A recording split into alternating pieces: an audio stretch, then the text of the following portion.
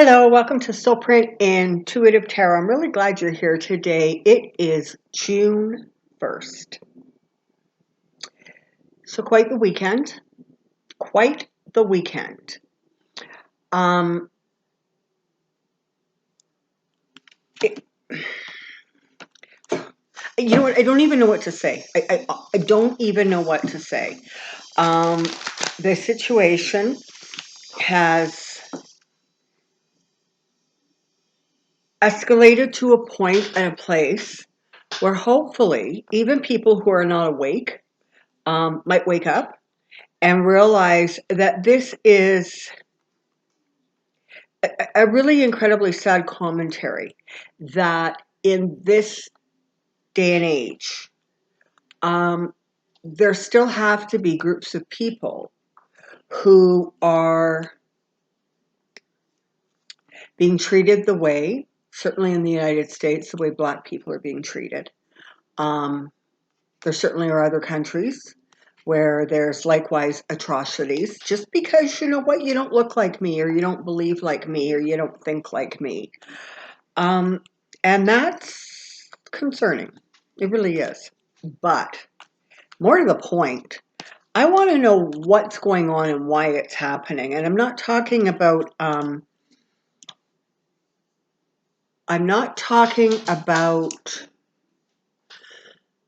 the protests and why they started. That is abundantly clear. What I want to know is what is the underlying energy that is going on with these things, because they're starting, I mean, they always have had, okay, but they're really, really starting to take on a very political feel, almost as if some things are being orchestrated. So let's just see what the cards would like to tell us about that. Come on down, I have a question. Okay, so my question is,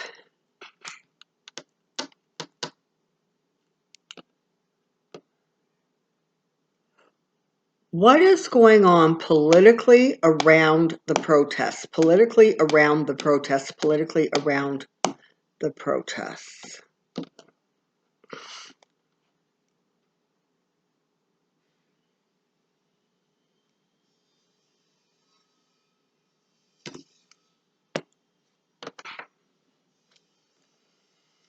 Okay, so just a warning, as I'm stepping into this energy,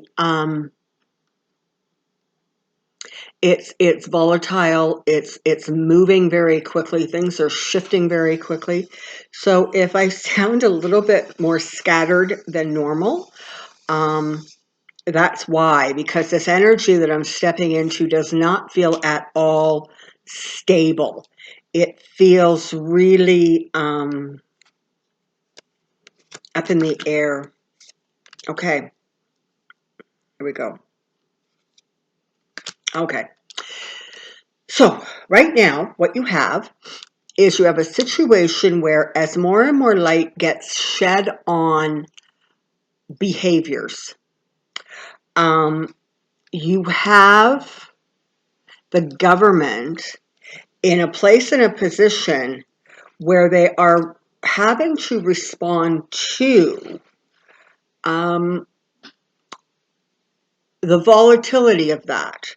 Okay, so you have the protests that are going on because of two reasons. One is those in authority, those in government, and again, not all, this is about a few bad seeds, okay? They're trying to hold on to their power any way they can.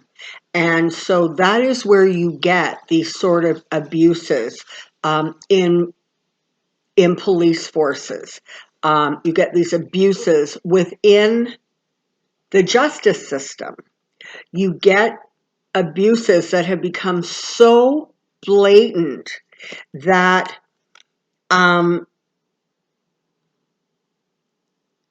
nobody can ignore them anymore.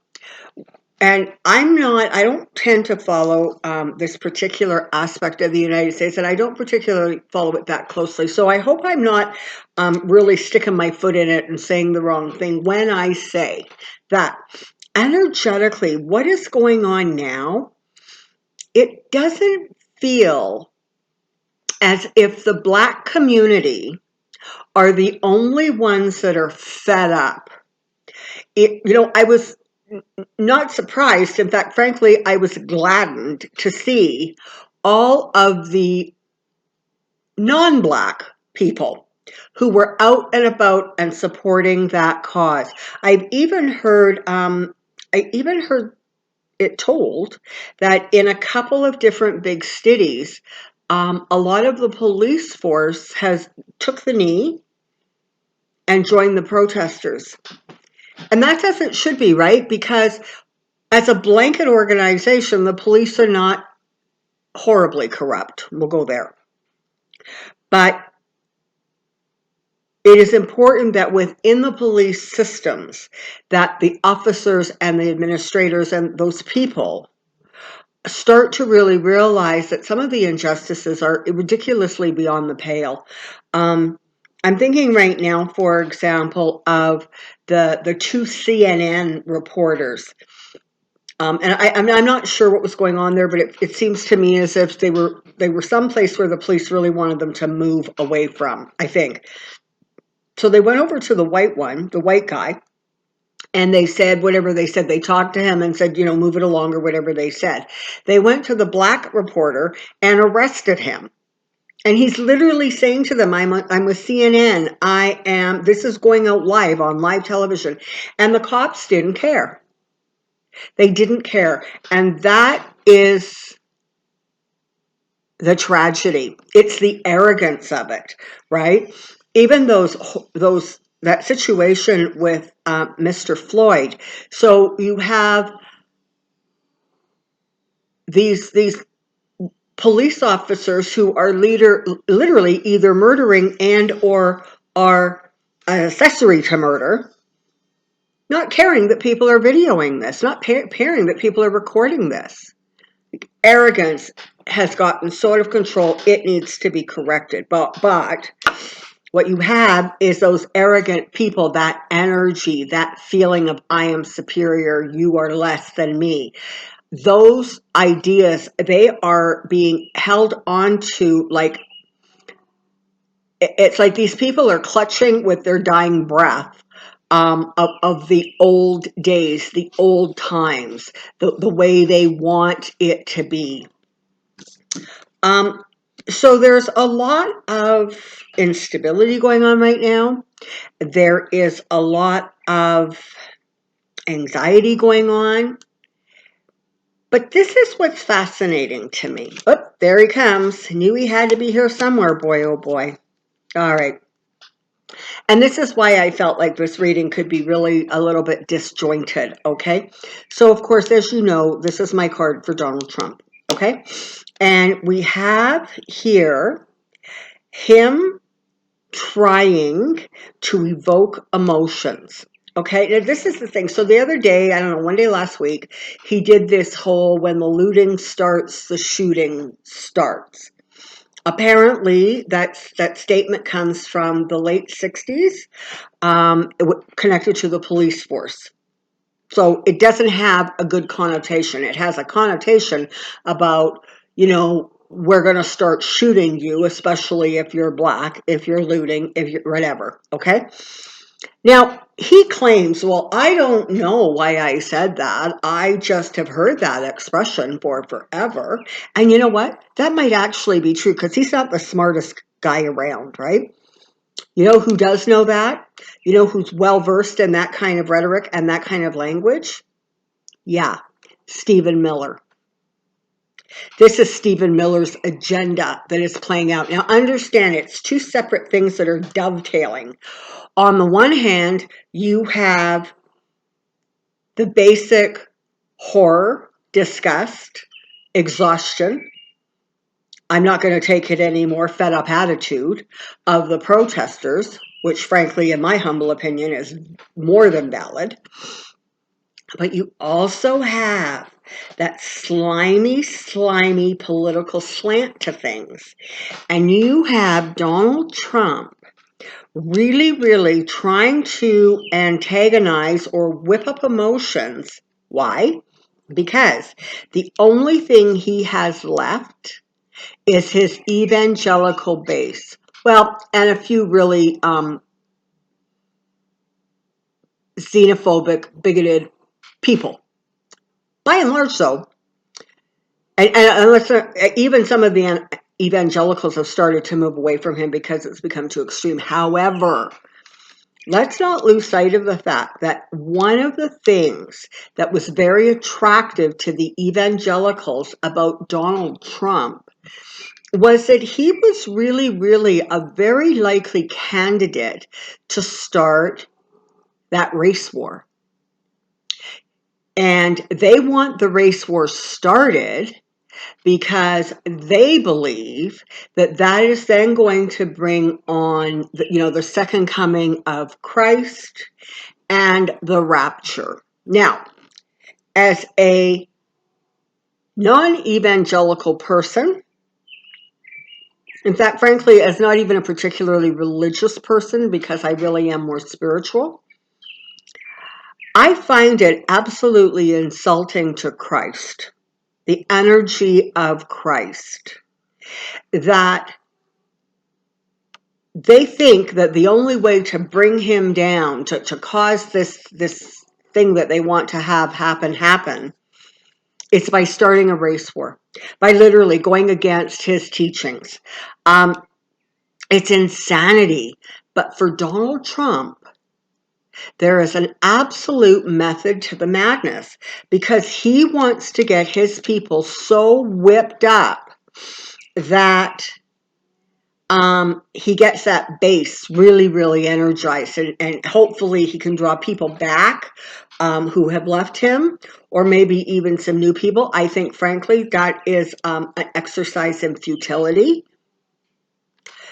So part of what's going on, part of the way the messages, the dynamics, the way things are being handled and said really is about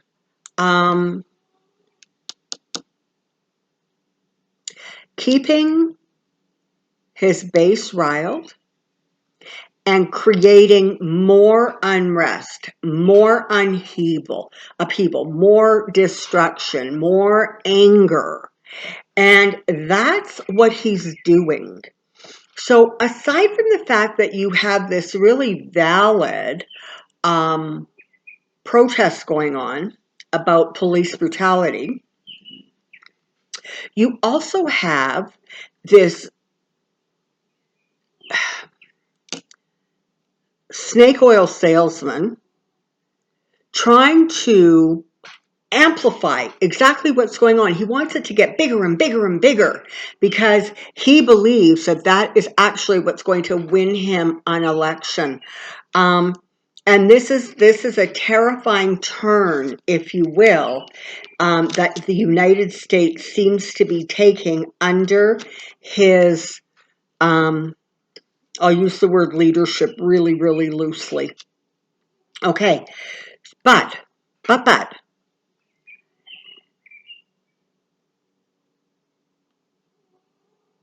those who are wiser, those who have some maturity, those who have some level of understanding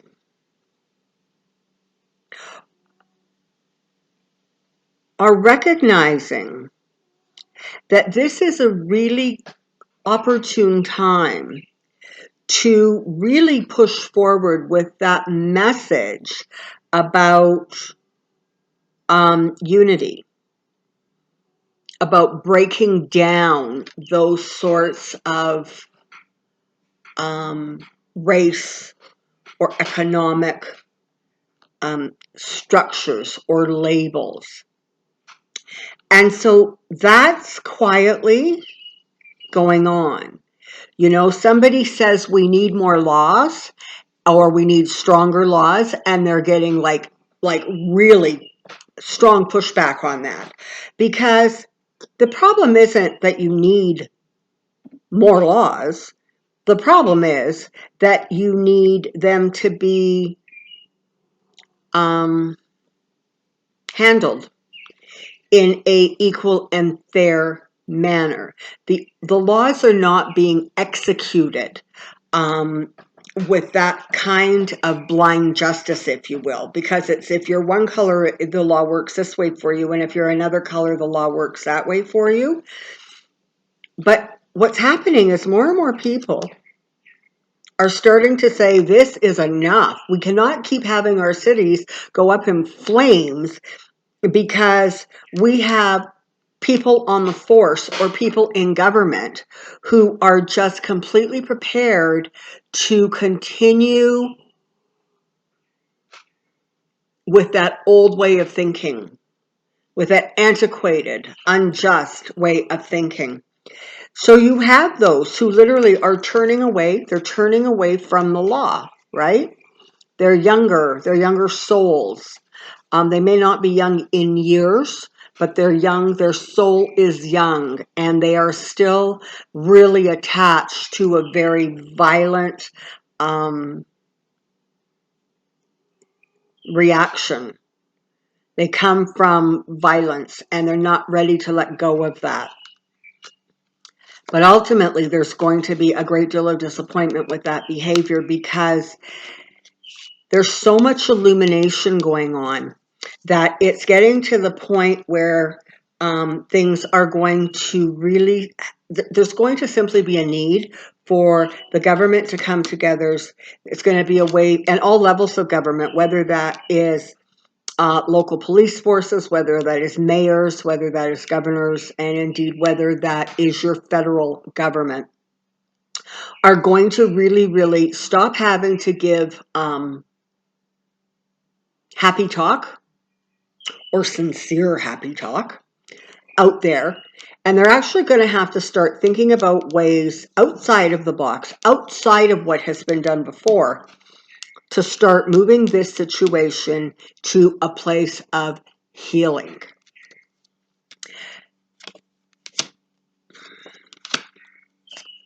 Okay. So, good old Trump, he's pretty sure, right, that this is going to be what is going to win him the next election. Because he thinks that the evangelicals are going to come out in absolute force for him.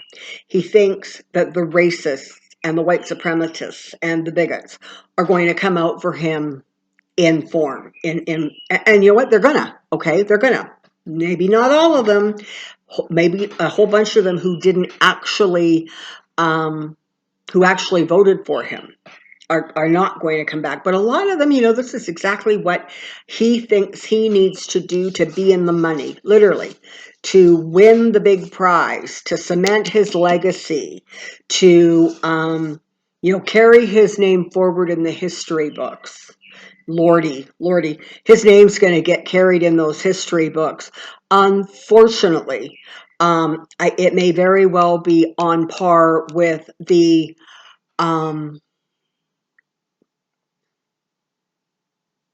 some of the more evil leaders in the history of the world. Unfortunately, he's wrong. His luck is not going to hold. And he's had a lot of luck, right? He's had a lot of luck because he's managed to somehow get away with this for almost 4 years. Somebody pointed out that as soon as I start I go delve into this area, my throat chakra is getting attacked and my voice goes. And so that appears to be happening again today. So please just disregard. I have a lot of protection around me. And I will continue to reinforce the protection around me. But if my voice gets a little croaky, you know why. Okay. His fortunes are going to change. He is not going to get that legacy because you know why? His tower moment is coming. In fact, this is the thing. It's not that it is coming.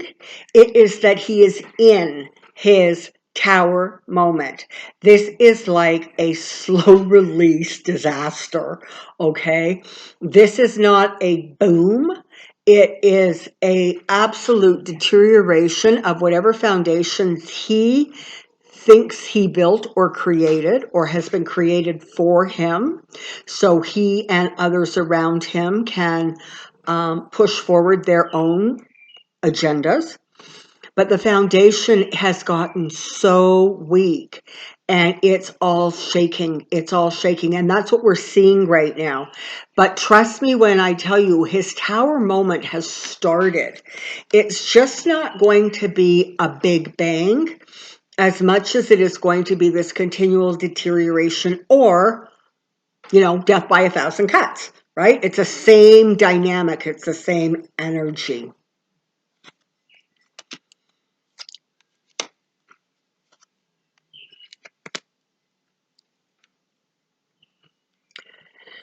So part of what needs to happen, okay, now first of all, in the next week, okay, so this is Monday. So for this week, I want you to be prepared for the fact that things are likely to get a little bit more heated than less heated.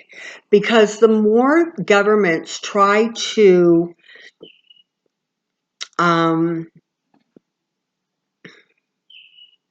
sort of push forward with this really strong, aggressive, we are in control attitude, they're going to continue to get this pushback. And what you're going to see is more and more people from all walks of life are going to continue to say, you know what, this doesn't fly anymore. This is not who we are. This is not how we want to be represented. This is not what we want the world to see when they look at the United States. And so we're coming to a point and a place in time where not only are you going to see the protests happening more often, more frequently, but you're going to see that they're starting to have this real national feel to them. So it doesn't matter where the police brutality takes place. You're going to see more and more of these sort of across the nation protests. For this coming week, you can anticipate some continued volatility. You're going to see where people are not going to be so quick to let the news cycle replace this. Now, let's also remember, we have been focused now for what, 3, 4, possibly 5 days now with really intense media focus on the protests, and rightly so. However, when was the last time you heard anybody paying a whole lot of attention to the horrific numbers from the COVID? How was the last time that you actually were sort of pummeled with the numbers of how many people have the infection and how many people are dying and all the crazy stuff that's going on behind the scenes, whether it's at the White House or at the CDC? All of that has moved off of that sort of front and center mark. Now, make no mistake, it's going to circle around. This thing is not going to vanish, the whole COVID situation. And frankly, nor are these protests. But what has happened is, because there is so much focus on the protests, all of the stuff surrounding COVID has sort of gone to a little bit to the back burner. And you know what? As soon as that happens, old Trump has a little bit more breathing room. So not only is the focus not on him, so therefore he's getting away with all kinds of whatever he's getting away with, but in fact, so are those people who are in cahoots with him. So are those people who, are politically pushing their agendas forward. Meanwhile, you have the right-wing media really, really firing up the white supremacists. They're getting out these messages. They're getting people all riled up. So you can anticipate a week where There's going to be continued volatility. You're going to hear Trump saying stupid, inane things. And because again, this is one of the dynamics of Trump, right? Is he can only go so far without having this adulation or God, this attention coming in his direction. So, on the one hand, while he acknowledges that the protests are good because they're giving him some breathing space, he can't stand the fact that he's not in the news. So expect some more really insane thing coming out of his mouth. I mean, he's already pulling funding from the World Health Organization. He's going after China again. Expect more of that kind of volatility and stupidity coming from him. You're going to get a lot more of these denials. I would not be actually all that surprised if we had another one of those Charlottesville incidences where the people on both sides were very fine people. It wouldn't surprise me, because as much as he wants the attention distracting from the pandemic and that whole bad news situation, he also can't stand to be out of the limelight.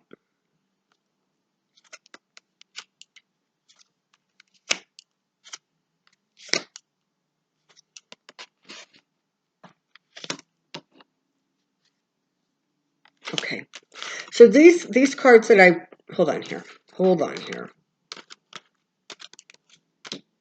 Okay, I'm just going to get these ones out of the way for a second. So these cards are the message. These cards are the message from Spirit, if you will. Okay? About the protesters. This is not about Donald Trump. These cards are about the protesters. Okay? Ultimately, there will be victory served. Okay? Whether what is going on with race relations in the United States is karmic, I'm sure to a very large degree it is. Part of it is just sort of that prevailing attitude of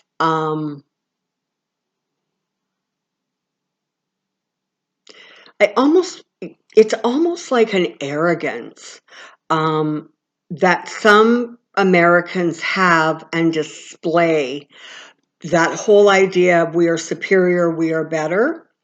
That is going to come to an end. There ultimately is going to be change made. Now, do I think it's going to be made miraculously by next Thursday? No, I don't. But do I see sort of positive movement for going forward, sort of movement that indicates that between the government, between those in power who are light-filled, those who are in power who can actually understand, see, and understand why there needs to be change and why these inequities have to stop, that creates a strength. And so there is a victory that is coming for this scenario simply because it is time.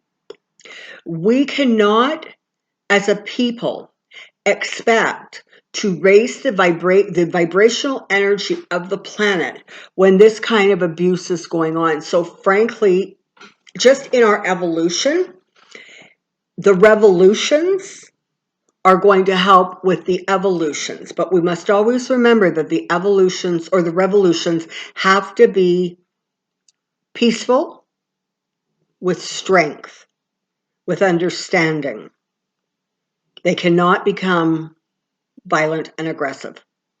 And part of what's going on right now is you have those right-wing people joining the protesters and causing trouble because they understand that is going to ramp up all the energy and sort of start turning the tides on the protesters, because the more stuff gets damaged by those who are not actually protesting. the worse it becomes for the protesters, because then people start saying, you know what, enough is enough. Like, you got to cool it. And so that's the balance that's going on here. That's sort of the fight. And, lots of times I've made the statement that, what we're dealing with literally is the war or the fight between good and evil, positive and negative. And that is exactly what you see playing out on the streets of America these days. But you're being reassured.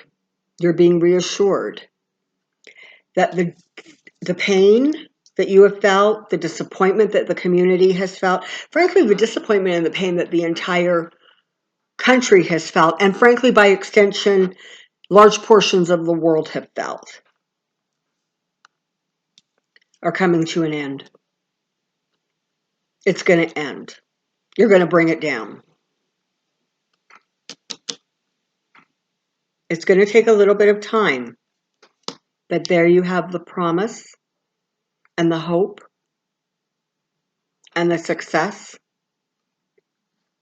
of creating a world in which everybody has happiness, everybody has peace of mind, everyone feels safe and secure. Is it going to take time? You bet it is. But you know what? It's now feeling energetically that it actually has enough momentum that it really, really can go forward in a significant way and really cause some important and some significant changes. Positive ones, hopeful ones. Okay, so I don't want to sort of stoke fear. I don't want you to feel like the world is coming to an end. But I do want you to be aware of the fact there's a whole bunch of different stuff going on at different energy levels, right? And you need to be mindful of the manipulation that is coming out of the White House, the manipulation that is going on with the evangelicals, the manipulation that's going on with right-wing people. So there's a whole lot of different levels of energies that are swirling around right now. And this week is going to prove to be a little bit stressful. So stay safe, stay informed, but don't stay immersed in the news. It's not helpful. The positive energy circle that went out yesterday is literally for calming and the healing of the protesters and what is going on energetically there. If you haven't taken the time to listen to it and you are so inspired, please do, because all of the positive healing energy work that can be done around this situation is infinitely, infinitely helpful. So, don't lose hope. Don't lose hope. Until next time, take care. Be well.